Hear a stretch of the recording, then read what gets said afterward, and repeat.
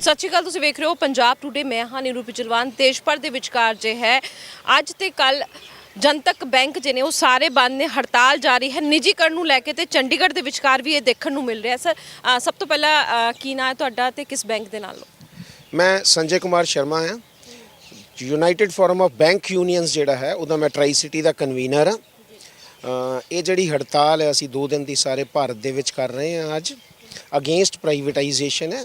ਸਰਕਾਰ ਜਿਹੜੇ current parliament session ਚੱਲ ਰਿਹਾ ਹੈ ਉਹਦੇ ਵਿੱਚ ਇੱਕ ਬੈਂਕਿੰਗ ਅਮੈਂਡਮੈਂਟ ਲਾਅ 2021 ਲੈ ਕੇ ਆ ਰਹੀ ਹੈ, ਉਹਦੇ ਵਿਰੋਧ ਦੇ ਵਿੱਚ ਅਸੀਂ 2 ਦਿਨ ਦੀ ਹੜਤਾਲ ਕੀਤੀ ਹੈ। ਸਰ, ਲੋਕਾਂ ਨੂੰ ਇੱਦਾਂ ਲੱਗ ਰਿਹਾ ਕਿ ਹਰ ਚੀਜ਼ ਪ੍ਰਾਈਵੇਟ ਹੁੰਦੀ ਜਾ ਰਹੀ ਹੈ, ਤੇ ਜਦ ਸਕੂਲ ਪ੍ਰਾਈਵੇਟ ਹੋ ਗਏ, ਜਦ ਕਹਿੰਦੇ ਨੇ ਹਸਪਤਾਲ ਪ੍ਰਾਈਵੇਟ ਹੋ ਗਏ, ਤੇ ਬੈਂਕ ਪ੍ਰਾਈਵੇਟ ਕਿਉਂ ਹੋਣ ਤੇ ਉੱਤੇ ਜੋ ਹੈ ਸਵਾਲ ਚੱਕੇ ਜਾ ਰਹੇ? ਨਹੀਂ, ਸਵਾਲ ਇਹ ਨਹੀਂ ਹੈ ਕਿ ਬੈਂਕ ਸਰਕਾਰੀ ਹੀ ਪ੍ਰਾਈਵੇਟ ਕਰਨੇ ਨੇ। ਬਹੁਤ ਸਾਰੇ ਪ੍ਰਾਈਵੇਟ ਬੈਂਕ ਪਹਿਲਾਂ ਹੀ ਕੰਮ ਕਰ ਰਹੇ ਨੇ, ਬੜੇ ਸਾਲਾਂ ਤੋਂ ਕੰਮ ਕਰ ਰਹੇ ਨੇ, ਲੇਕਿਨ ਅਗਰ ਤੁਸੀਂ ਧਿਆਨ ਨਾਲ ਦੇਖੋ ਤੇ ਉਹਨਾਂ ਦੀ ਕਾਰਗੁਜ਼ਾਰੀ ਜਿਹੜੀ ਹੈ ਉਹ ਕੁਝ ਜ਼ਿਆਦਾ ਵਧੀਆ ਨਹੀਂ ਹੈ। ਬਹੁਤ ਸਾਰੇ ਫਰਾਡ ਉਹਨਾਂ ਦੇ ਹਾਈਐਸਟ ਲੈਵਲ ਤੱਕ ਹੋ ਚੁੱਕੇ ਨੇ। ਐਕਸਿਸ ਬੈਂਕ ਦੇ ਵਿੱਚ ਕੀ ਹੋਇਆ, ICICI ਬੈਂਕ ਦੇ ਵਿੱਚ ਕੀ ਹੋਇਆ। ਸਾਡਾ ਇਹ ਮੰਨਣਾ ਹੈ ਕਿ ਜਿਹੜਾ ਪਬਲਿਕ ਸੈਕਟਰ ਬੈਂਕ ਨੇ ਇਹਨਾਂ ਦਾ ਬਹੁਤ ਵੱਡਾ ਯੋਗਦਾਨ, ਜਦ ਦਾ ਸਾਡਾ ਦੇਸ਼ ਆਜ਼ਾਦ ਹੋਇਆ ਹੈ ਜਾਂ ਬੈਂਕ ਜਦੋਂ ਦੇ ਨੈਸ਼ਨਲਾਈਜ਼ ਹੋਏ ਨੇ, ਬਹੁਤ ਵੱਡਾ ਯੋਗਦਾਨ ਰਿਹਾ ਹੈ।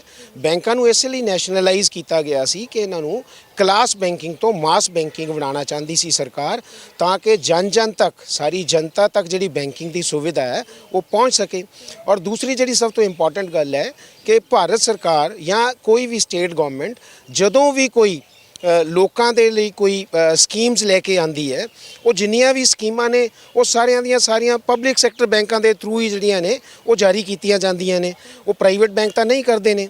ਔਰ ਦੂਸਰਾ ਇਹ ਹੈ ਕਿ ਪ੍ਰਾਈਵੇਟ ਬੈਂਕਾਂ ਦਾ ਇੱਕੋ ਹੀ ਮੋਟਿਵ ਹੁੰਦਾ ਹੈ, ਉਹ ਹੁੰਦਾ ਹੈ ਪ੍ਰੋਫਿਟੇਬਿਲਿਟੀ। ਔਰ ਉਹ ਪ੍ਰੋਫਿਟੇਬਿਲਿਟੀ ਦੇ ਲਈ ਉਹ 4 ਢੰਗ ਸਭ ਤੋਂ ਪਹਿਲਾਂ ਅਪਣਾਉਣਗੇ। ਸਭ ਤੋਂ ਪਹਿਲਾਂ ਇਹ ਢੰਗ ਹੈ ਕਿ ਉਹ ਸਭ ਤੋਂ ਪਹਿਲਾਂ ਤਾਂ ਬ੍ਰਾਂਚਾਂ ਘਟਾਉਣਗੇ ਤਾਂ ਕਿ ਉਹਨਾਂ ਦੀ ਕਾਸਟ ਜਿਹੜੀ ਹੈ ਉਹ ਘਟੇ। ਉਸ ਤੋਂ ਬਾਅਦ ਉਹ ਨੰਬਰ ਆਫ ਇੰਪਲਾਈਜ਼ ਨੂੰ ਘਟਾਉਣਗੇ। ਉਸ ਤੋਂ ਬਾਅਦ ਉਹ ਆਪਣੇ ਇੰਟਰਸਟ ਰੇਟ ਵਧਾ ਦੇਣਗੇ। ਉਸ ਤੋਂ ਬਾਅਦ ਉਹ ਆਪਣੇ ਚਾਰजेस ਵੀ ਵਧਾ ਦੇਣਗੇ। ਤੇ ਇਹਨਾਂ ਚੀਜ਼ਾਂ ਦਾ ਜਿਹੜਾ ਸਿੱਧਾ ਨੁਕਸਾਨ ਹੈ ਉਹ ਭਾਰਤ ਦੀ ਜਨਤਾ ਨੂੰ ਹੋਏਗਾ। ਔਰ ਜਿੰਨੇ ਵੀ ਪ੍ਰਾਈਵੇਟ ਬੈਂਕ ਨੇ ਉਹ ਕਿਸੇ ਵੀ ਕਾਨੂੰਨ ਦੇ ਦਾਇਰੇ ਦੇ ਵਿੱਚ ਵੀ ਨਹੀਂ ਆਉਂਦੇ ਨੇ।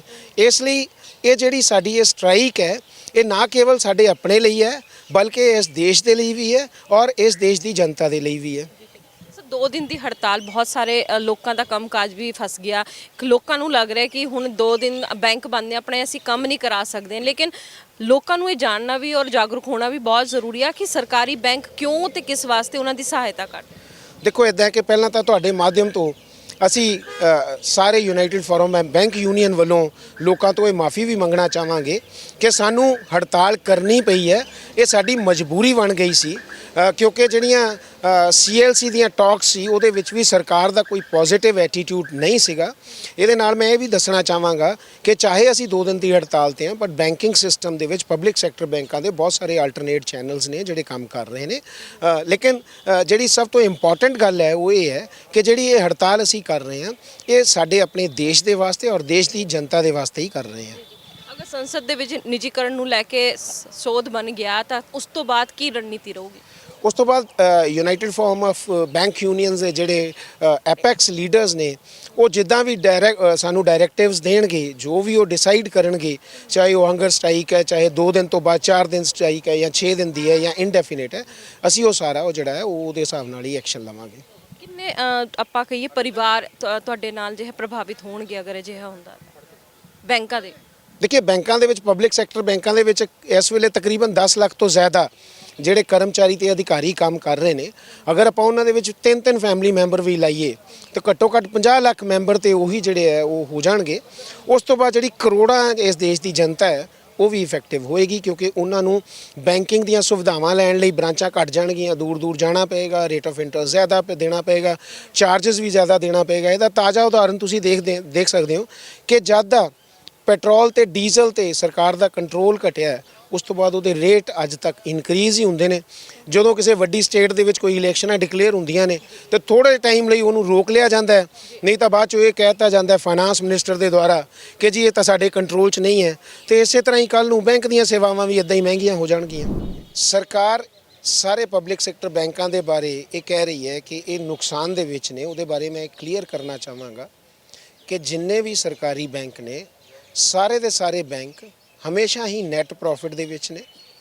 ਅਗਰ ਕੁਝ ਬੈਂਕ ਛੋਟੇ ਬੈਂਕ ਨੈਟ ਲਾਸ ਦੇ ਵਿੱਚ ਗਏ ਨੇ ਤਾਂ ਇਸ ਕਰਕੇ ਗਏ ਨੇ ਕਿ ਉੱਥੇ ਐਨਪੀਏ ਬਹੁਤ ਜ਼ਿਆਦਾ ਵੱਧ ਗਿਆ ਹੈ ਔਰ ਉਹ ਐਨਪੀਏ ਜਿਹੜਾ ਹੈ 80% ਤੋਂ ਜ਼ਿਆਦਾ ਜਿਹੜਾ ਹੈ ਉਹ ਵੱਡੇ ਵੱਡੇ ਕਾਰਪੋਰੇਟ ਘਰਾਣਿਆਂ ਦਾ ਹੈਗਾ। ਸਰਕਾਰ ਇੱਕ ਪਾਲਿਸੀ ਲੈ ਕੇ ਆਈ, ਉਹਦੇ ਅੰਤਰਗਤ ਉਹਨਾਂ ਵੱਡੇ ਜਿਹੜੇ ਐਨਪੀਏ ਅਕਾਊਂਟ ਸੀ ਉਹਨਾਂ ਨੂੰ ਹੇਅਰ ਕੱਟ ਦਿੱਤਾ ਹੈ। ਉਸ ਹੇਅਰ ਕੱਟ ਦੇ ਵਿੱਚ ਕਿਸੇ ਜਗ੍ਹਾ ਦੇ ਉੱਤੇ ਤਾਂ 30% ਹੇਅਰ ਕੱਟ ਹੈ, ਕਿਸੇ ਜਗ੍ਹਾ ਤੇ 95% ਤੱਕ ਵੀ ਉਹ ਹੇਅਰ ਕੱਟ ਗਿਆ ਹੈ। ਇੱਕ ਕੇਸ ਦੇ ਵਿੱਚ ਤਾਂ ਅਸੀਂ ਇਦਾਂ ਵੀ ਦੇਖਿਆ ਹੈ ਕਿ 4200 ਕਰੋੜ ਦਾ ਲੋਨ ਸੀਗਾ, ਉਹਨੂੰ 95% ਹੇਅਰ ਕੱਟ ਦੇ ਦਿੱਤਾ ਗਿਆ, 5% ਜਿਹੜੀ ਬੈਂਕ ਦੀ ਰਿਕਵਰੀ ਹੋਈ ਔਰ ਜਿਹੜਾ ਉਹ ਯੂਨਿਟ ਵੇਚਿਆ ਗਿਆ, ਜਿਹੜਾ ਉਹ ਪਹਿਲਾ ਓਨਰ ਸੀ ਉਹਦੇ ਹੀ ਸਹੁਰੇ ਨੇ ਉਹ ਖਰੀਦਿਆ। ਤੋ ਇਹ ਸਰਾਸਰ ਜਿਹੜੀ ਹੈ ਇਹ ਧੋਖੇਬਾਜ਼ੀ ਹੈ, ਇਹ ਭਾਰਤ ਦੇ ਨਾਲ, ਭਾਰਤ ਦੀ ਜਨਤਾ ਦੇ ਨਾਲ ਇਹ ਧੋਖੇਬਾਜ਼ੀ ਹੋ ਰਹੀ ਹੈ। ਇਸ ਲਈ ਵੀ ਅਸੀਂ ਪ੍ਰੋਟੈਸਟ ਕਰ ਰਹੇ ਹਾਂ। ਸਾਡਾ ਵੀ ਇਹ ਮੰਨਣਾ ਹੈ ਕਿ ਅਗਰ ਇਸ ਤਰ੍ਹਾਂ ਦੀਆਂ ਪਾਲਿਸੀਆਂ ਰਹੀਆਂ ਤੇ ਜਿਹੜਾ ਪਬਲਿਕ ਦਾ ਪੈਸਾ ਹੈ ਇਹ ਵੱਡੇ ਵੱਡੇ ਘਰਾਣੇ ਲੁੱਟਣਗੇ, ਉਹਨਾਂ ਦੇ ਕਰਕੇ ਬੈਂਕ ਨੁਕਸਾਨ ਤੇ ਜਾ ਰਹੇ ਨੇ। ਕੱਲ ਨੂੰ ਜੇ ਇਹ ਬੈਂਕ ਪ੍ਰਾਈਵੇਟਾਈਜ਼ ਹੁੰਦੇ ਨੇ ਤਾਂ ਵੀ ਉਹ ਵੱਡੇ ਘਰਾਣੇ ਹੀ ਇਹਨਾਂ ਨੂੰ ਖਰੀਦਣਗੇ। ਇਹਦਾ ਮਤਲਬ ਸਿੱਧਾ ਇਹ ਹੈ ਕਿ ਜਿਹੜੇ ਲੋਕਾਂ ਕਰਕੇ ਬੈਂਕ ਡੁੱਬੇ ਕੱਲ ਨੂੰ ਉਹੀ ਉਹਨਾਂ ਬੈਂਕਾਂ ਦੇ ਮਾਲਕ ਬਣ ਜਾਣਗੇ। ਇਹ ਇੱਕ ਬਹੁਤ ਹੀ ਗਲਤ ਜਿਹੜੀ ਹੈ ਇਹ ਦਿਸ਼ਾ ਵੱਲ ਸਾਡਾ ਦੇਸ਼ ਜਾ ਰਿਹਾ ਹੈ, ਇਹ ਨਹੀਂ ਜਾਣਾ ਚਾਹੀਦਾ। ਸਾਡੀ ਤੁਹਾਡੇ ਵੱਲੋਂ ਤੁਹਾਡੇ ਥਰੂ ਇਹ ਲੋਕਾਂ ਨੂੰ ਇੱਕ ਮੈਸੇਜ ਹੈ ਕਿ ਲੋਕਾਂ ਨੂੰ ਜਾਗਣਾ ਚਾਹੀਦਾ ਹੈ। ਜਿਹੜੀਆਂ ਗਲਤ ਨੀਤੀਆਂ ਇਹ ਸਰਕਾਰ ਲੈ ਕੇ ਆ ਰਹੀ ਹੈ ਬੈਂਕਾਂ ਨੂੰ ਪ੍ਰਾਈਵੇਟਾਈਜ਼ ਕਰਨ ਦੀ, ਉਹ ਨਹੀਂ ਆਉਣੀਆਂ ਚਾਹੀਦੀਆਂ, ਉਹਨਾਂ ਨੂੰ ਸਾਨੂੰ ਸਪੋਰਟ ਕਰਨਾ ਚਾਹੀਦਾ ਹੈ। ਸਰ ਕਿਵੇਂ ਦੇਖਦੇ ਹੋ ਅਗਰ ਬੈਂਕ ਦੀ ਸੇਵਾਵਾਂ ਇਤਨੀ ਮਹਿੰਗੀਆਂ ਹੋ ਜਾਣਗੀਆਂ, ਜਨਤਕ ਜੇ ਆਪਾਂ ਕਹਿੰਦੇ ਨੇ ਹਰ ਖਾਤੇ ਦੇ ਵਿਚਕਾਰ ਸਰਕਾਰ ਜੋ ਪੈਸੇ ਪਹੁੰਚਾ ਰਹੀ ਸੀ, ਹਰ ਗਰੀਬ परिवार की मदद कर रही थी, फिर वो सेवा किवें लेगा? बड़ा मुश्किल हो जाएगी। आज की जो हड़ताल है, इसीलिए हम जो कह रहे हैं कि कर्मचारियों अधिकारियों की हड़ताल नहीं, आम जनता की हड़ताल है।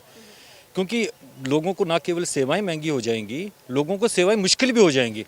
क्योंकि रूरल एरिया, दूर दराज के घराने जितने भी हैं, जहाँ पर भी आप जाकर देखें तो पब्लिक सेक्टर बैंकों की ब्रांचेज, प्राइवेट सेक्टर की ब्रांचेज नहीं है, तो वहाँ पे बैंकिंग सर्विसेज जो प्राइवेटाइजेशन के बाद उन लोगों को नहीं मिलेंगी, वो बहुत मुश्किल हो जाएंगी, तो अवेलेबल ही नहीं होंगी उनको।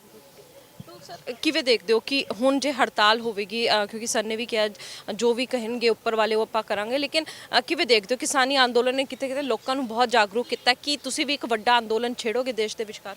देखिए, हमने बैंक बचाओ देश बचाओ अभियान एक छेड़ा हुआ है, उसका एक फेसबुक पेज भी, यूट्यूब का चैनल भी बनाया है, और उसके तहत जो है all India bank officer confederation ने 2 बसें चली थी, एक मुंबई से एक कलकत्ता से। डिफरेंट लोकेशंस पे हर स्टेट पर वो लोग गए, उन्होंने लोगों के साथ मीटिंग्स की, और कई जगह पर सेल्फ हेल्प ग्रुप हो गए, छोटे एसएमईज, किसान लोग, वो उन मीटिंग्स में आ रहे हैं, उनके साथ बैठकें कर रहे हैं, वो सारे लोग एकजुट हो रहे हैं, लोगों में जागरूकता आ रही है, वो समझ रहे हैं कि ये सरकार जो है उन्हीं लोगों के हाथों में इन प्राइवेट पब्लिक सेक्टर बैंकों को सौंपने जा रही है, जिनकी वजह से आज इतना सारे एनपीएस बढ़ रहे हैं। असली दारोमदार तो वो लोग हैं। बिल्कुल डिफॉल्टर्स के ऊपर काबू पाने के लिए, एनपीएस को घटाने के लिए सरकार को जो कदम उठाने चाहिए, सरकार वो कदम नहीं उठा रही। अभी तो इन बैंकों को उन्हीं लोगों के हाथ में सौंप रही है। तो आम आदमी भी ये समझ रहा है कि क्या होने जा रहा है आने वाले दिनों में, तो इसीलिए हम लोगों को जनता का समर्थन भी मिल रहा है। ਕਿਤੇ ਨਾ ਕਿਤੇ ਜੋ ਬੈਂਕ ਛੋਟੇ ਛੋਟੇ ਮਰਜ ਹੋ ਰਹੇ ਸੀ ਵੱਡੇ ਬੈਂਕਾਂ ਵਿਚਕਾਰ, ਉਹ ਇसी ਚੀਜ਼ ਦੀ ਜੇ ਹੈ ਰਣਨੀਤੀ ਜਾਂ ਫਿਰ ਕਹੀਏ ਇੱਕ ਪੁਆਇੰਟਸ ਨੇ। हाँ, सरकार की रणनीति तो वही थी, क्योंकि छोटे बैंकों को खरीदार कोई नहीं था, तो उन्हें बेचने के लिए बहुत ज़रूरी था कि वो उनको इतना स्ट्रॉन्ग बनाए ताकि उनका खरीदार मिल जाए। तो अभी भी आप देखिएगा कि वो बात कर रहे हैं कि इनका कोई खरीदार नहीं मिल रहा है। फाइनेंस मिनिस्टर की स्टेटमेंट अभी आई थी, तो ये उन बैंकों को और मर्ज करेंगे ताकि उनके खरीदार मिले। ਟਰਾਈ ਸਿਟੀ ਦੇ ਵਿਚਕਾਰ ਕਿੰਨੇ ਕਰ ਲੋਕ ਪ੍ਰਭਾਵਿਤ ਹੋ ਰਹੇ ਨੇ ਜੋ ਬੈਂਕਾਂ ਦੇ ਵਿਚਕਾਰ ਅੱਜ ਕੰਮ ਕਰ ਰਹੇ ਨੇ? 15,000 के करीब लोग हैं जी यहाँ पर। हाँ जी, ਵੱਡਾ ਅਮਾਉਂਟ ਹੈ। 15,000 ਤੋਂ ਕਰੀਬ ਪਰਿਵਾਰ ਜਿਹਨੇ ਇਸ ਵੇ ਬੈਂਕ ਨੂੰ ਬਚਾਉਣ ਦੀ ਕੋਸ਼ਿਸ਼ ਦੇ ਵਿੱਚ ਲੱਗੇ ਟਰਾਈ ਸਿਟੀ ਦੇ ਵਿਚਕਾਰ। ਲੇਕਿਨ ਦੇਸ਼ ਭਰ ਦੇ ਵਿਚਕਾਰ ਕਿਹਾ ਜਾ ਰਿਹਾ ਹੈ ਕਿ ਜਿੰਨੇ ਵੀ ਪ੍ਰਾਈਵੇਟ ਸੈਕਟਰ ਦੇ ਬੈਂਕ ਨੇ ਕਿਤੇ ਨਾ ਕਿਤੇ ਉਹ ਵੱਡੇ ਜਿਹਨੇ ਧੋਖੇ ਧੜੀ ਕਰਦੇ ਨੇ, ਤੇ ਜਿਸ ਦੇ ਉੱਤੇ ਜੇ ਹੈ ਨਕੇਲ ਕੱਸਣਾ ਬਹੁਤ ਜ਼ਰੂਰੀ ਹੈ। ਅਗਰ ਸਰਕਾਰ ਜੇ ਹੈ ਨਿੱਜੀਕਰਨ ਦਾ ਹੱਥ ਅਪਣਾਉਂਦੀ ਹੈ ਤਾਂ ਇਹ ਇੱਕ ਵੱਡੀ ਸਟ੍ਰਾਈਕ ਵੀ ਕਰ ਸਕਦੇ ਨੇ। ਕੈਮਰਾਮੈਨ ਭੁਵਨ ਦੇ ਨਾਲ ਨੀਰੂ ਬਿਜਲਵਾਨ, ਪੰਜਾਬ ਟੁਡੇ।